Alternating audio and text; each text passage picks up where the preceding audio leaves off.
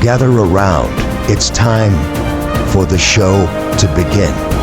Ladies and gentlemen, this is... Hey everyone, my name is Jason. Hi friends, it's Desiree Josen. All right, there were so many matches this year that were just too much. So this won't be a shocker because we've had a handful of really awesome matches that we just can't stop talking about. How many times have these guys fought? Like it's been quite a bit. I've been saying this all year. They're just so great to watch. We saw the heel turn coming, and then when it happened, nice and bloody, both dramatic and beautiful. You are now entering the ring with Chutes and Ladders podcast. Here are your hosts, Desiree and Jason.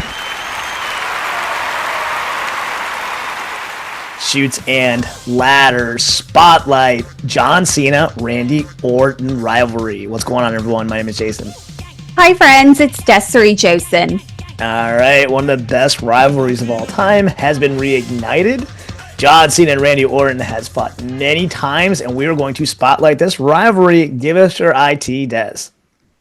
Well, this is the John Cena match that I've been waiting for, and we've been wanting for such a long time. And I cannot wait to talk about these two. Absolutely. All right, so we're going to start off with the early rivalry starting 20 years ago. I think even back then, we all kind of knew that we had something special between these two. What about you? Yeah, absolutely. They both started in OVW in 2001, which was, if people don't know that was like their early performance center. And in that training class, it wasn't just Cena and Randy Orton. It was Brock Lesnar, Batista, Bobby Lashley. So they were putting out monsters. But these two starting out, you could tell that they were just two hotheads, two superstars. But what was great, they were both a very good babyface and an amazing heel. So they already knew their parts in the industry and just played off of each other so well. Yeah, absolutely. Now, next thing we're going to roll over to are mic skills. Do you think one wrestler has better mic skills than the other, or do you think they're both up there, aren't they? Well, you know what? I think they're both amazing. They are great talkers, really great shit talkers. They flow very well. They are just really snarky and really witty. However, I do think John Cena does have a step above Randy on the mic just because he's just got that extra oomph about him, and he's a better rapper. So... That definitely helps. And listen, this is coming from one of the most hardcore Randy Orton fans I know, so you know there's some credibility behind it. I will give credit when it's due. Randy's right behind him and so great, but John Cena just has that step above him when it comes to mic skills. What about you? I'm kind of with you on that. I would say a slight step above. I will say I think both of their styles are different. Yeah. So John Cena definitely is more humor, and I think Randy Orton's more intensity, and they both work. It's just they're a little bit different, but I think ultimately humor, when it's executed perfectly, is one of the hardest things to do. You ask anybody, stand-up comedy is one of the hardest things anyone can do. Mm-hmm. Getting a massive crowd to laugh is really, really tough, and John Cena continuously does it. So that's why I would have to give it to him. But again, yeah, both have great mic skills. Absolutely. All right, cool. In-ring chemistry. this is one of those things where there's multiple countdowns of all the times that these two that John Cena and Randy Orton has fought, and there's mixed results as far as the rankings because they've wrestled so many times, and I think part of the reason why they grouped them together is because their chemistry is just on point. These two are just magic in the ring together. And like you said, there are a number of matches that they have. And I didn't realize after going through a little bit of them, they have so many DQs where just something stupid happens. Like Randy will purposely DQ himself. And the same with Cena, just going too hard in the ring. But it's the intensity and the passion that these two have for storytelling and just for this rivalry altogether. They are just a perfect couple. They just mix so well. And the older that they get and the more of the evolution of their characters that they have, they just flow so well throughout the year. So that's why I cannot wait until Backlash, because they're at the top of their games right now. Well, Cena not so much, but it's just going to be so great to see these two powerhouses in the ring. Absolutely. And speaking of some of the matches that they've had, we're going to do a quick top 3. Who's your number 3? There were a handful that I really liked, but let me pull up my list. I marked, what did I do? I did their first main event, which was SummerSlam 2007. That's what I had as my number 3. It just ignited the feud. It was when Randy was the number 1 contender for the belt after Cena held the title for a year, I believe, and this is when he was like the guy. And it was a pretty decent match. However, what I liked about it was what happened after the Raw after the main event, where Randy has a tantrum and then he gets mad and interferes with the match with him and Booker T. And then he sees Mr. Cena, John Cena's dad, and he punk kicks him in the head. And it's just typical Randy. He was just on the verge of being a psycho, and I loved it. And that I felt like that was like the spark into this fire. Yeah, 100%. That's why I had that as my number 3. You could have easily ranked that number 1 because of everything you just said as far as setting up storylines. But yeah, I had the same thing. I'm just going to echo everything you just said. All right, so then who's your number 2? Their Iron Man match in 2009. Okay. That one was just more fun to watch because of just some of the pins were you just roll your eyes at, and it's like Randy quickly tapping out of the first submission and trying to blow him up with pyro. That was really funny. But it was just like the final submission with Cena holding him down in the STFU. Yeah. And he taps out 5 seconds before they would have went into like a sudden death. I'm like, you idiot! Why did you do that?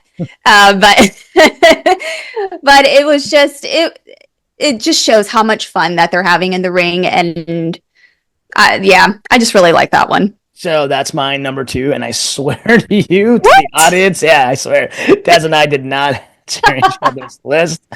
It's a very intense match. Not everyone can pull it off, and obviously we've had other wrestlers pull it off, but again, very few can do it. And the fact that these two guys did is very, very, just very telling of this rivalry and these two superstars. Yeah, the crowd had a lot of fun with this match. All right, who's your number 1? It's going to be their probably most recent match. It was the Hell in a Cell 2014. Okay, so my number 1's different, but that's okay. Yeah, so I'm going with this one just because I felt like that's when they grew the most, and it flowed so well, and it was just, I felt like the final piece of, at the time of their feud before they started parting ways, before Cena started going into Hollywood and Randy going out on his own, doing his other programs. But yeah, it was a really fun ending where you thought he was going to do an RKO off the top rope, and Cena reverses it and counters into an attitude adjustment through the table, and then it just all is well. But yeah, I just love that one just because it was because they got older and they grew into it and they had such great chemistry. Got it. Listen, mine probably maybe a little shocking. They actually fought in 2009 at Bragging Rights. Yes. Yeah. That was. I thought that was. It was just one of those things where it was just.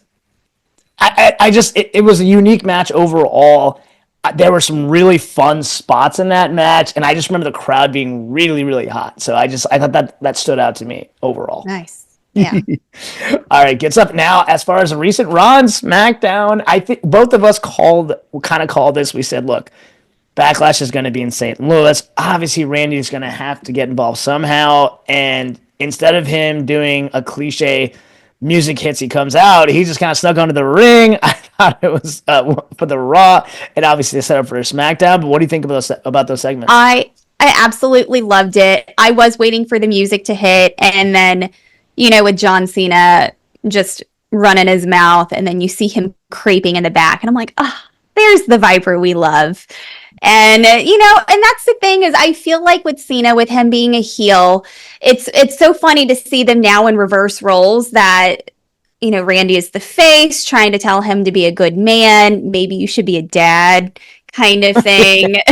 And then here comes Cena, like, I raised your kids, and I'm not doing that. And it's so funny to see after 20 years them playing the other roles. And I'm like, who else is better to put John in his place and to be a better head-to-head person than Randy Orton? I am just so excited for this. Absolutely. Yeah, 100%. And as far as what they're setting up, the Backlash main event, listen, it's in St. Louis. What is your take on this? I think I have a lot of ideas running through my head. I feel like we're going to see some old school winks at some old past matches. I think the fact that Randy brought up his family, I'm a husband, I'm a father, I'm a better man now, and then kind of projecting that onto John Cena, knowing that we know Cena's views on family and children. But I feel like I can see Cena trying to be manipulative and sort of like Randy, how he was like 09 Randy. But I can see him potentially going out into the crowd, maybe messing with Randy's wife, maybe his kids, maybe Bob Orton will be there, and try to do something reflective like how Randy did his dad 20 years ago. Maybe. I don't see him dropping the title as much as I want to see Cena, or I want to see Randy hold the title. I don't think it's in our best interest right now, storyline wise, but I do think Randy's going to get the final laugh, because not only is it in St. Louis, but we love him so much. And I would love to see a Randy Orton heel turn and them both go head to head and just go insane. But I do know Randy will tear him up. Yeah, I can definitely see this being an intense match. And speaking of which, how will this rivalry end with Cena's upcoming retirement? I think that Randy's going to give him the respect. Like, he's, as much as right now, Randy wants to shake him and be like, what's wrong with you? Be the better person. You're better than this. I think they're going to end on very great terms, as much as, I don't know. But I feel like this one is like the final chapter. This is the final feud. This will be the match that we wanted. Hopefully it'll be better than the Mania one. But I feel like, they're, at the end of the day, they're going to shake hands and be like, I love you, because they are great friends in real life. Yeah. So I feel like it's going to be more of a respect, nostalgic, we grew up together in the business kind of thing. So it's going to be a lot of emotion. Absolutely. And I'm actually kind of with you as far as I don't think this is going to be the last match before his retirement. I have a feeling they're going to extend this for another couple of matches. So. And I just think that would be smart, because, again, these guys are absolutely legendary. So that being said, that's where I think this is going to go. You mentioned disqualification before. I could definitely see that happening in true heel fashion. Randy Orton wins in his hometown, but he doesn't get the title, which will cause him to have another match. That's what I think. Oh, I hope so. All right. And any overall final thoughts? No, I love Randy so much. And, I'll make this clear. John Cena, I'm not a John Cena girl. I never was. But I do respect what he's done throughout the years. He is a good guy. He is like our superhero of wrestling, and he's done great things. But Randy is going to tear him up. So I love this episode. I love this rivalry. I wished it could go on for years, but I get all great things have to come to an end. Absolutely. All right. That actually wraps up this episode. What are your thoughts on this rivalry? Please DM us at the Shoots and Ladders. Like always, please like, share, and subscribe both on YouTube and Spotify. Once again, my name is Jason. I'm Desiree Josen. Okay. Until next time, have a blessed day and a blessed week. Bye, friends. This has been Shoots and Ladders. Follow us for more content.